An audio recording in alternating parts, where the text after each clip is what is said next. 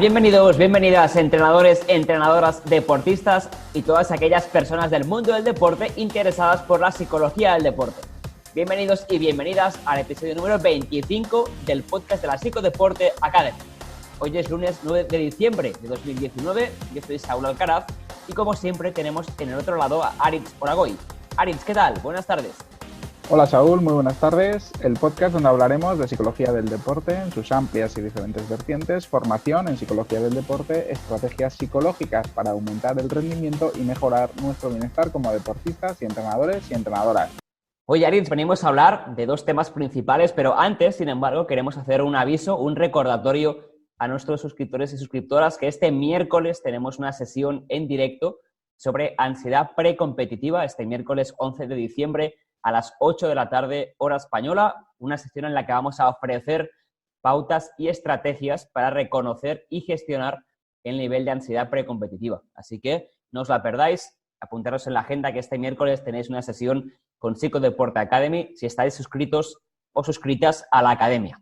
Los temas de hoy principales son dos, Aritz. Vamos a hablar de 5 claves para potenciar la motivación de nuestros deportistas, que también va vinculado con la sesión en directo que ofrecimos ayer en la academia, abierta a cualquier persona que sea miembro de la comunidad, no necesariamente persona que esté suscrita a la academia, y aprovecharemos también pues, para compartir este conocimiento también con toda la gente que nos escucha a través del podcast. Y luego tenemos una pregunta de oyente de Manuel, un amigo de las redes, que bueno, nos va a también a plantearnos un poco principios de la psicología del deporte, porque como siempre decimos, es lo que al final nos hace más ilusión, ¿no? Poder contestar preguntas en directo de aquellas personas que nos escuchan. ¿Y cómo nos pueden contactar si los oyentes quieren hacernos algún tipo de pregunta sobre psicología del deporte? Pues nos pueden hacer llegar sus preguntas, sus dudas o cualquier cuestión que quieren que les contestemos a través de las redes sociales, encontrándonos como @psicodeportea en Instagram, Twitter y Facebook. También pueden hacerlo a través de contactarnos a través de nuestro canal de YouTube como Psicodeporte Academy. Si buscan en el buscador de YouTube Psicodeporte Academy, encontrarán nuestro canal donde tenemos diferentes vídeos sobre temática de psicología del deporte y ahí, en cualquiera de los vídeos, en cualquiera de los comentarios que se pueden hacer en los vídeos, nos pueden preguntar cualquier cuestión relacionada con el vídeo en concreto, por ejemplo, que puedan ver o cualquier otra cuestión. Y luego, además, si quieren estar informados de toda la actualidad y de todas las sesiones que de vez en cuando, como la de ayer, domingo, solemos hacer alguna sesión en directo abierta a todos los miembros de la comunidad que están dados de alta en la newsletter, y precisamente para recibir esta newsletter pueden hacerlo a través de psicodeporte.academy/comunidad, escribiéndonos ahí su email, dándonos su contacto de email, y de esta forma recibirán periódicamente todas las semanas nuestra newsletter, nuestro boletín que enviamos con diferentes informaciones y temas relacionados con la psicología del deporte, no únicamente contenido de la academia, sino que noticias, entrevistas que podemos ver de entrenadores, entrenadoras, deportistas que realmente nos parecen interesantes e inspiradoras para cualquier deportista o entrenador o aficionado al deporte en relación con temática de la psicología del deporte. Genial, pues esperamos que nos caigan esta semana muchas preguntas que podamos contestar en el episodio de la próxima semana. Podemos hablar, si quieres, sobre motivación, el tema principal del podcast de hoy, vinculado también con la sesión que dimos ayer en directo. Así es, ayer fuiste tú además el que dio la sesión sobre motivación, explicando cinco claves concretas para entrenadores y entrenadoras a través de las cuales pueden trabajar la motivación de sus deportistas. Yo creo que es un tema muy recurrente y muy habitual y que en muchas ocasiones suele ser fuente de preocupación e incluso en algunas ocasiones por parte de entrenadores y entrenadoras en tema de cómo motivar a mis deportistas, cómo puedo hacer que el entrenamiento les sea motivante, les sea atractivo. Y yo creo que ahí en la sesión de ayer se diste 5 claves muy interesantes y que pueden ser de gran ayuda para cualquier entrenador o entrenadora y que les puede ayudar precisamente a potenciar, a aumentar, a trabajar y a direccionar la motivación de sus deportistas. Así que si quieres vamos trabajando o hablando un poco sobre las 5 claves, resumiendo de forma resumida. No vamos a hacer aquí una sesión en directo, Ya hicimos ayer, de hecho. Eso es, ya la tienen disponible los suscriptores y suscriptoras dentro de la academia y vamos a hacer un pequeño repaso de las 5 claves para aumentar la motivación. Sí que es cierto que antes de entrar en las claves como tal, hablaremos un poco de motivación, si te parece bien. Más que nada porque revisando ahora, siendo honestos, ¿no? Revisando ahora los episodios del podcast, hemos visto que no teníamos ningún podcast como tal sobre motivación. Vamos a aprovechar también para dar una pequeña definición o explicación de qué es la motivación y luego ya entrar en las 5 claves. Más que nada porque el enfoque nuestro no es que la motivación es algo así que se trabaje en plan, voy a motivar a mi equipo hoy y voy a hacer esta pauta en concreto, sino que es un trabajo continuado de entrenamientos y de enfoque de competiciones, por un lado, y que además no cualquier tipo de motivación vale. Hay distintos tipos de motivación, hay algunos que son más beneficiosos que otros, con lo cual no hay que enfocarse en motivar al deportista per se, sino motivarlo de una forma determinada, porque es lo que conlleva mejores beneficios, ¿no? La motivación al final la podemos definir de forma rápida. Digo rápida porque hay definiciones mucho más complejas, pero hay una que me gusta utilizar porque creo que es muy sencilla de entender, como la dirección y la intensidad del esfuerzo. La dirección como aquello que nos atrae, por ejemplo, el deporte, y la intensidad, la fuerza con que nos atrae. Si estamos motivados para jugar a fútbol sería la dirección y la intensidad sería que estamos muy motivados, que tenemos mucha motivación para jugar a fútbol, ¿no? Y en este entender la motivación, lo importante es también saber distinguir entre cantidad y calidad, que es un poco el concepto previo que explicamos ayer también en la sesión en directo.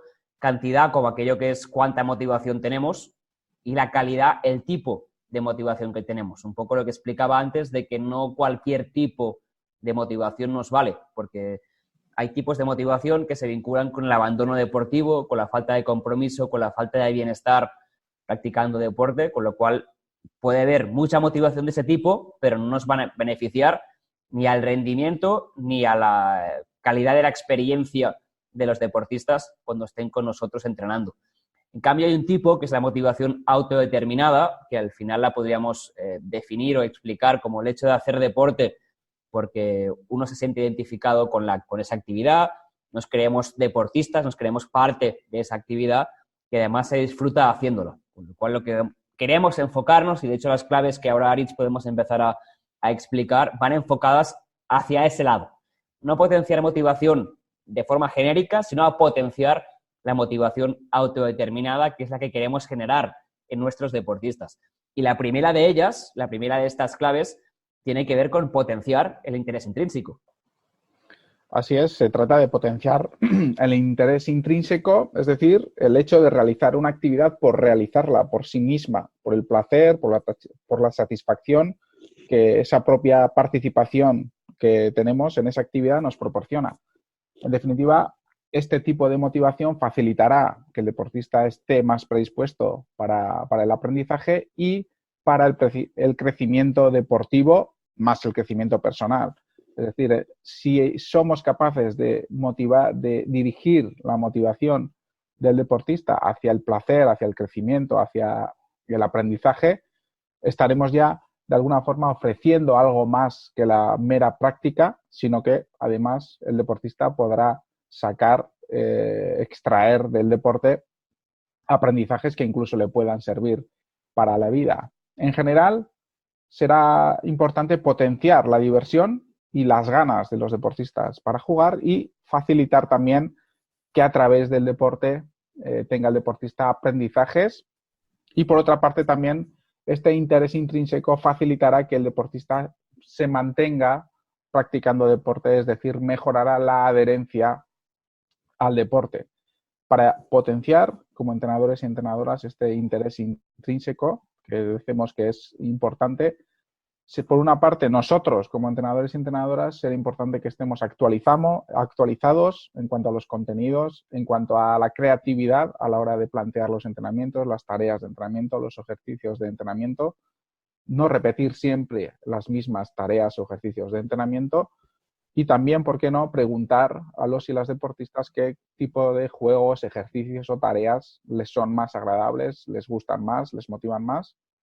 Siempre desde el punto de vista de involucrar también al deportista en esta toma de decisiones. Además, en cuanto al trabajo dentro del campo, de la pista de entrenamiento, será importante para potenciar este interés intrínseco, reducir en cuanto se pueda. Siempre tiene que haber algunas pausas porque a la hora de recuperar las recuperaciones físicas, etcétera, pues en muchas ocasiones estas pausas están ya pautadas, pero intentar que la actividad tenga la mayor continuidad posible, incluso modificando reglas para aumentar precisamente la acción y esta continuidad que decimos que es importante y la propia participación de los y las deportistas. En muchas ocasiones, especialmente cuando hablamos de deporte base y de niños y niñas, yo creo que es muy importante este tipo de cuestiones de darle continuidad al entrenamiento, porque en muchas ocasiones hemos visto en los entrenamientos esas interminables colas donde el niño o la niña está esperando pues 5 minutos, 6 minutos a tocar una vez el balón para hacer un lanzamiento a portería, por ejemplo, o un lanzamiento a canasta.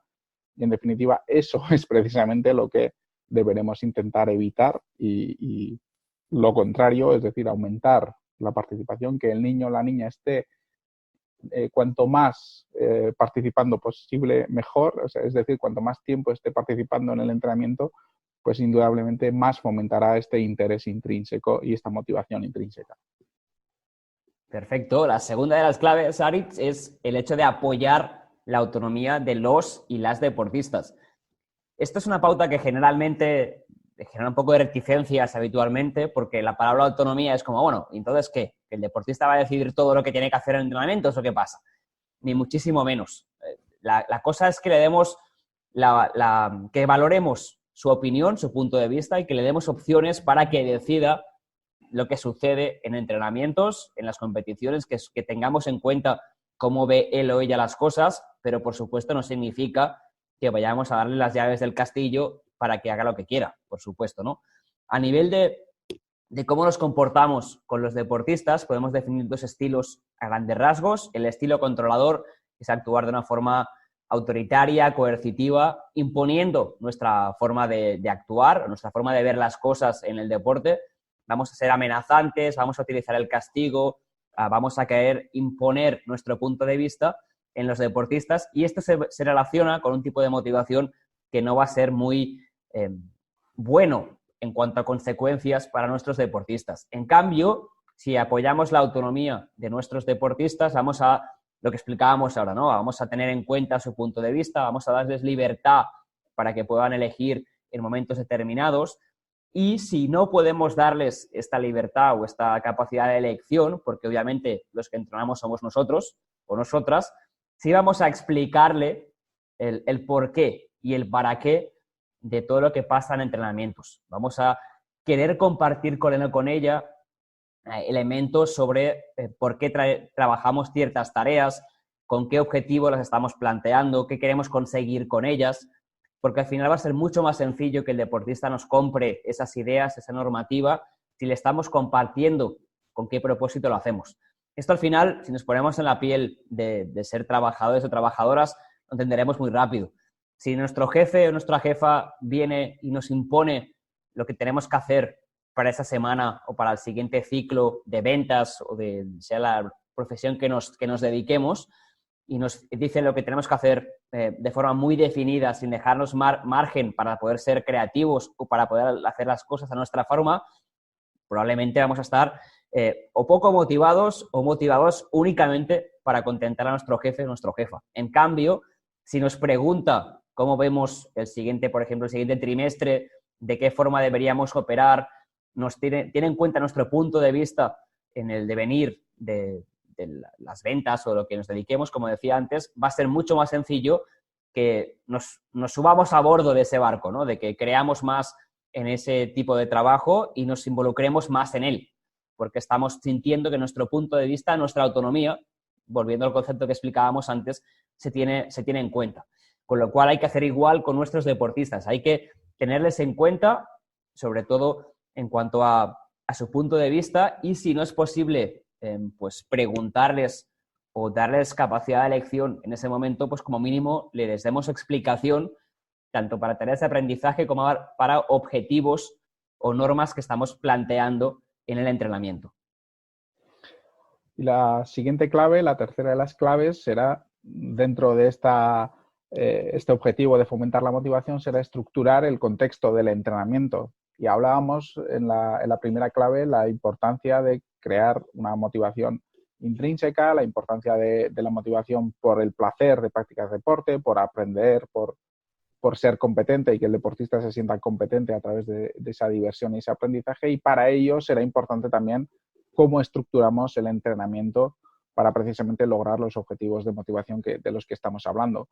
Para generar un contexto estructurado y que ayude a este aumento de la motivación, será importante comunicar claramente qué es lo que queremos hacer, es decir, las directrices de qué es lo que vamos a trabajar, explicar y razonar los objetivos que vamos a trabajar y también trabajar con las expectativas referentes a las sesiones. Todo esto nos ayudará a que los deportistas ya sepan qué es lo que se va a trabajar, qué objetivos va a tener el entrenamiento y de alguna forma, de esta forma estaremos también centralizando la atención y dando foco a su atención y concentración y también indirectamente trabajando la motivación. Además, cuando realicen los ejercicios o las diferentes tareas, como entrenadores y entrenadoras, es importante que demos feedback positivo e informativo, es decir, decirles cómo están realizando los ejercicios, en qué aspectos se están mejorando y remarcar y resaltar el progreso.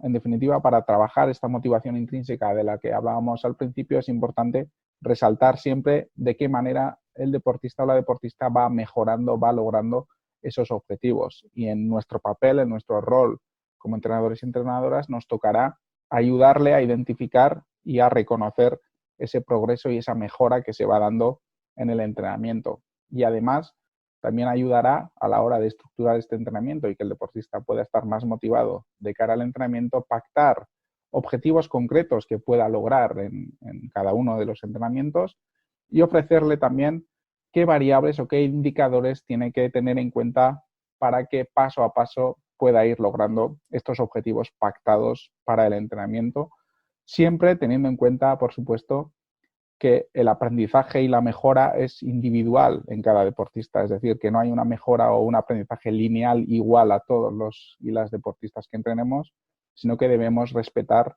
el ritmo de aprendizaje y el ritmo de mejora de cada uno y cada una de los jugadores y las jugadoras. De hecho, esta pauta, Aritz, va también vinculada con la autonomía, ¿no? Porque estamos considerando cada deportista de forma individual y, bueno, teniendo en cuenta su punto de vista y su forma de ver las cosas. Por eso, lo que decías ahora es muy importante, el hecho de pactar objetivos para cada deportista y remarcarles esta forma de llegar a ellos, ¿no? Porque a veces nos quedamos únicamente en la primera parte, en pactar objetivos, porque es un concepto que yo creo que en la academia hemos repetido ya varias veces, pero el entrenador se queda allí. Pactamos objetivos, bueno, fantástico, buena suerte. No, hay que también ayudar a marcar de qué forma llegamos a conseguir ese objetivo, ¿no? La cuarta de las claves tiene que ver con enfocarnos en la maestría como entrenadores y entrenadoras. Al final, cuando hablamos de competencia, cuando hablamos de éxito en el deporte, vemos dos formas distintas de considerarlo, ¿no? Porque diríamos un clima, tarea o maestría y un clima ego o enfocado a resultados. En el primero de los casos, el clima, tarea o maestría, nos enfocamos o entendemos la competencia y el éxito en el deporte como el rendimiento personal, la mejora y el esfuerzo. Y en cambio, en un clima ego o enfocado más a resultados, entendemos la competencia personal como hacerlo mejor que los demás, demostrar superioridad y ganar. Es decir, en el primer caso, la comparación del deportista es consigo mismo, en su progreso, lo que hablábamos ahora justamente en la clave anterior de estructurar el entrenamiento, en su progreso, en su mejora individual, en cómo estaba antes, qué sabía hacer antes y qué sabía hacer ahora. Y en cambio, en el segundo caso, en el clima ego o enfocado a resultados, nos vamos a hacer una comparación entre deportistas dentro del propio equipo o grupo de entrenamiento o con otros equipos o grupos de entrenamiento. ¿Qué problema genera esto? Bueno, pues el que esta comparación no siempre es provechosa. Es decir, no siempre va a ser nuestro deportista el mejor de la comarca, de la comunidad, del país o del mundo para que salga beneficiado de esta comparación con los otros. Con lo cual podemos generar mucha frustración por no tener o por no dominar esa comparación, ¿no? Porque no se es mejor que el resto, con lo cual tiene consecuencias negativas para el deportista. En cambio, en el primer caso, si la comparación es consigo mismo, siempre va a tener margen de mejora, siempre va a poder ser una mejor versión de sí mismo porque va a seguir pudiéndose esforzar, mejorar y progresar en su deporte. Con lo cual, siempre que sea posible, enfoquémonos en potenciar un clima, tarea o maestría en el cual consideremos la competencia personal como el esfuerzo, la mejora o el rendimiento de cada deportista individualmente y obviamente también del grupo, ¿no? Para hacer eso, ¿qué podemos trabajar específicamente en entrenamientos? Bueno, pues a nivel de forma de comportamiento, evaluar y remarcar la mejora individual, lo que también explicabas antes, Aritz. Y segundo, el hecho de ser positivo, de estar abierto a que haya creatividad, a que el deportista piense soluciones alternativas, a que sea creativo en el deporte en aquellas condiciones que sean adecuadas. Y por otro lado, pues que cuando estemos trabajando los conceptos de entrenamiento tengamos una progresión clara. Esto es más de planificación que de psicología del deporte, pero a veces generamos conceptos que queremos que, en juego, deporte colectivo, por ejemplo, que del 1-0 sin defensa, si trabajo sin defensa, ya el deportista después de este ejercicio sea capaz de aplicar este concepto sin problemas, por ejemplo, un concepto a nivel técnico, un regate, si hablamos de fútbol, y lo aplique perfectamente en situación de juego reducido, juego real. Hay un salto, un abismo entre el trabajo sin defensa y el trabajo aplicado a situaciones reales. El trabajo nuestro como entrenadores, si queremos potenciar esta maestría, es que hay una progresión lógica de los conceptos, que el deportista poco a poco le vayamos planteando retos más complejos que pueda ir solventando y que gane confianza también en las habilidades que está trabajando. Y que si comete errores, porque los va a cometer seguro, porque está aprendiendo, los consideremos como oportunidades de mejora. No le critiquemos o lo castiguemos por haberse equivocado, porque probablemente no habrá querido hacerlo, sino que le hagamos ver este error como una oportunidad de mejora y que lo utilicemos para que reflexione sobre ese error. También en ese sentido puede ser bueno que en lugar de decir la corrección directamente de lo que tiene que hacer, le hagamos reflexionar sobre qué error ha cometido y qué debería cambiar para no volverlo a cometer en el futuro. La quinta y última clave será cuidar la relación con los y las deportistas. Y esta quinta clave yo creo que engloba un poco y está en relación con las anteriores 4 claves, porque en definitiva no tenemos que tener en cuenta al deportista únicamente como tal, como deportista y como no únicamente valorar sus cualidades técnicas, tácticas, físicas o psicológicas en relación al rendimiento al deporte, porque como decimos siempre en la academia, además de la importancia de la mejora del rendimiento, también será importante cuidar del bienestar del deportista. Y en el logro de este objetivo de cuidar su bienestar, podemos situar el cuidar la relación con los y las deportistas que tenemos, respetando y valorando a los deportistas globalmente, además de como deportistas, como personas, por supuesto, y relacionarnos con ellos de forma cercana, de forma cálida y mostrando también interés, además de su rendimiento y de los aspectos técnico-tácticos del deporte, también en su aprendizaje, su desarrollo como persona. En muchas ocasiones, la mayoría de entrenadores y entrenadoras trabajan en el deporte base con niños y niñas, con jóvenes, y será importante que en este proceso de autonomía, de mejora, de madurez personal también contemos y que puedan contar con nosotros como entrenadores y entrenadoras en ese crecimiento personal.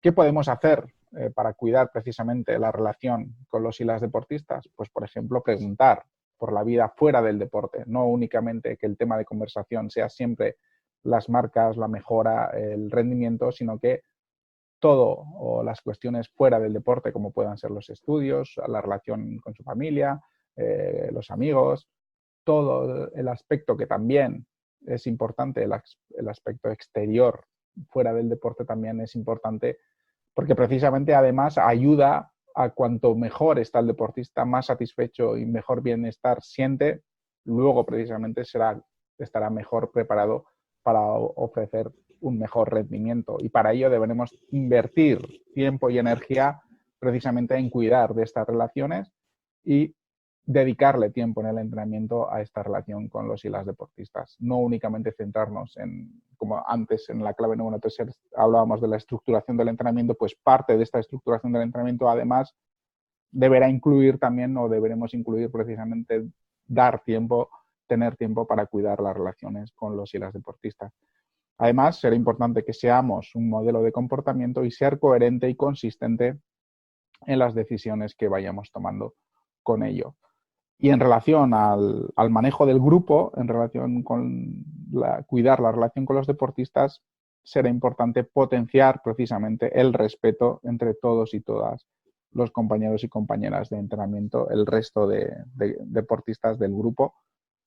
Y nosotros como entrenadores y entrenadoras nos tocará un rol fundamental precisamente a la hora de desarrollar el respeto y trabajar el respeto día a día durante los entrenamientos y competiciones entre los deportistas. Aritz, genial. Yo creo que hemos dado las 5 claves ya. Al final era enumerarlas. Nos hemos venido arriba, como nos suele pasar habitualmente. Ya las hemos explicado en detalle.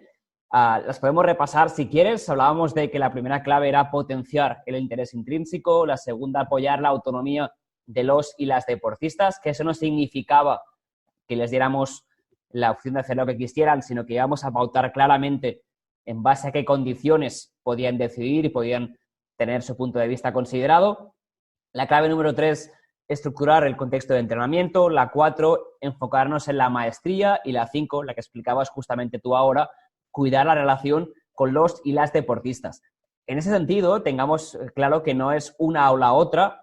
Podemos aplicar las 5 claves de forma simultánea, pero que seamos realistas a la hora de hacerlo. Nuestro objetivo con este episodio y con la sesión de ayer, de hecho, es generar esta reflexión que os ayudemos a empezar a considerar cómo os comportáis habitualmente en vuestro día a día como entrenadores y entrenadoras, si estáis trabajando para potenciar una motivación más autodeterminada o si por el contrario estáis más controlando a los deportistas e imponiendo vuestra forma de pensar de hacer en lugar de convencerles de que esa es la forma correcta.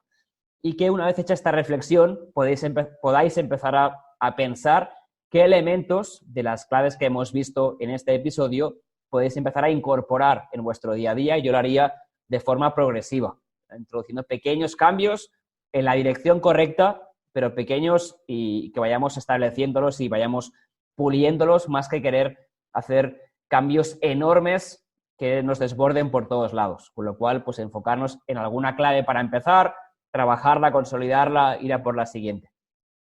Si te parece, Aritz, podemos pasar a la pregunta de oyente que tenemos en el día de hoy.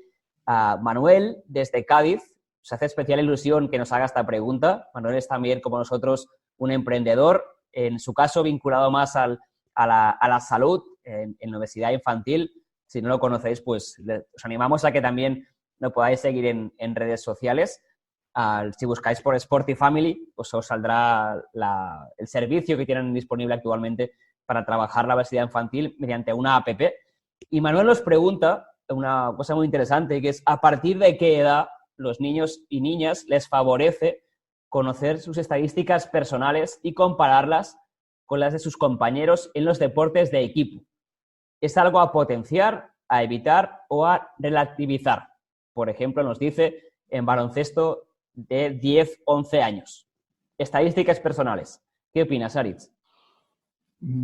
Contestando de forma directa a las 3 opciones, entre las 3 opciones que nos plantea de si es algo a potenciar, evitar o relativizar, yo me inclino por intentar relativizar las estadísticas, porque sabemos en muchas ocasiones que las estadísticas pueden ser unas grandes mentirosas, porque no todo lo que se genera en el juego, no todo lo que aporta cada uno de los deportistas durante el partido suele aparecer en las estadísticas, y menos, incluso diría, en las estadísticas que se toman en estas edades. En este caso, pues básquet de 10 a 11 años, donde pues yo creo que aparecerán pues los puntos que mete cada deportista, asistencias, rebotes, pero más allá de ese tipo de números, de estas cuestiones concretas, yo creo que es un aspecto a intentar relativizar,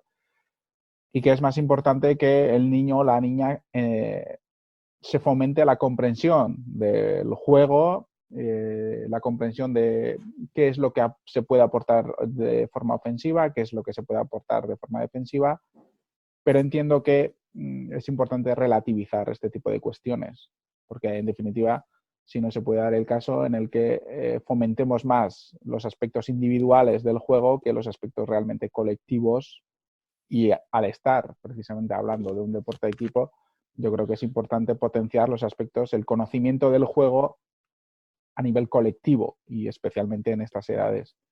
Es importante no resaltar únicamente las estadísticas individuales, y creo que desde el deporte profesional es un modelo que indudablemente se traslada y llega, pero ayer, por ejemplo, casualmente veía un vídeo en Twitter, ¿no?, de la NBA, que no es precisamente a la lid en muchas ocasiones del hecho del deporte en equipo, donde un jugador, cuando su equipo estaba perdiendo de 50 puntos, le hace un mate en la cara a otro jugador y lo celebra como si, no sé, cuando realmente parece que le importaba más el hecho de haber realizado ese mate y jactarse de ese mate que había hecho él individualmente, que el hecho de que su equipo estuviera perdiendo de 50 puntos. Por lo tanto, respondiendo y volviendo a repetirlo, yo intentaría relativizar este tipo de estadísticas, intentando siempre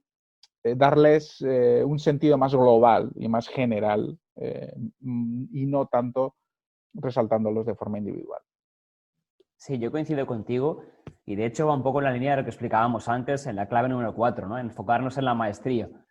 Si enfocamos en estadísticas personales y en comparar cuántos puntos ha hecho uno o el otro o en qué ha aportado uno o el otro, estamos generando una comparación entre miembros del equipo, que es justamente lo que antes decíamos que nos va a perjudicar, porque aquel jugador que a lo mejor mete 2 puntos va a sentir que su competencia es menor y se va a frustrar probablemente, ¿no? Porque va a sentir que, bueno, ¿para qué juega baloncesto si no aporto nada? En cambio, si el enfoque está más en enfocarnos a la maestría, a la mejora, al progreso, la estadística nos va a decir poca cosa. Lo que nos va a decir va a ser hacerle, como tú bien decías ahora, destacarle su aportación al equipo, destacarle su mejora en cuanto a juego, los intangibles famosos de los cuales todo el mundo habla y que a veces la estadística convencional no es capaz de aportar.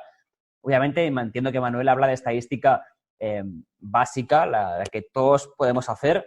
Si le damos estadística avanzada, pues a lo mejor sería interesante, pero no creo que ningún club de 10, 11 años pudiera ser capaz de considerar una estadística avanzada, porque por medios sería imposible. Pero esa estadística más avanzada sí nos daría a lo mejor algún elemento que pueda ayudar a la competencia del deportista, porque ya están siendo capaces de incorporar pues los intangibles, ¿no? En cuanto a desplazamiento, en cuanto a incluso baloncesto, calidad de bloqueos, elementos que la estadística convencional no incluye y que nos podría ayudar a reforzar esta maestría de la que hablábamos antes.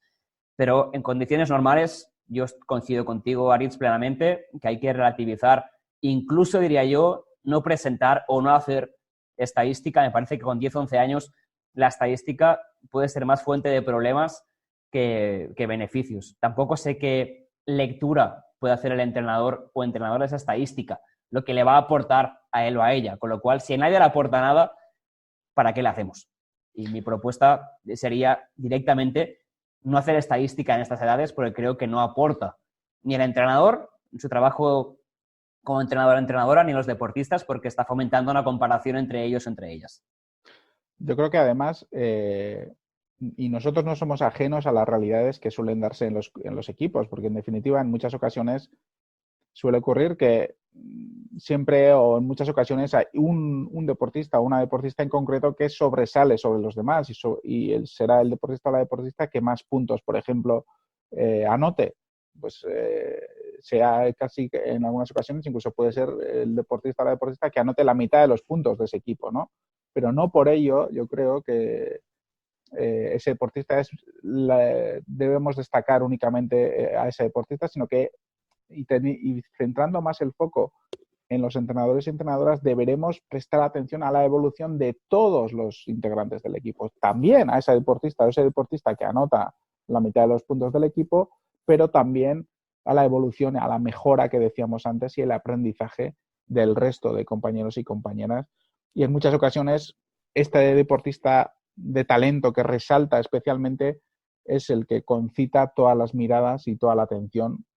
No estoy hablando en este caso únicamente del entrenador, sino sobre todo del entorno, ¿no? Y es en algunas ocasiones difícil abstraernos como entrenadores o entrenadoras también de ese entorno que de alguna forma nos puede arrastrar a destacar siempre a esa deportista de talento. Aritz, genial. Yo creo que Manuel tiene su respuesta. Si quiere que sigamos profundizando sobre eso, por supuesto nos puede volver a escribir, tanto él como cualquier persona que oiga nuestro podcast. Podemos, si quieres, antes de cerrar este episodio completito, que nos ha quedado bastante completito, las redes sociales mediante las cuales nos pueden preguntar, proponer casos también, que de hecho a lo mejor la próxima semana, dentro de 15 días, volveremos a proponer algún tipo de caso práctico para trabajar ciertas variables. ¿En qué canales nos pueden encontrar a Psicodeporte Academy?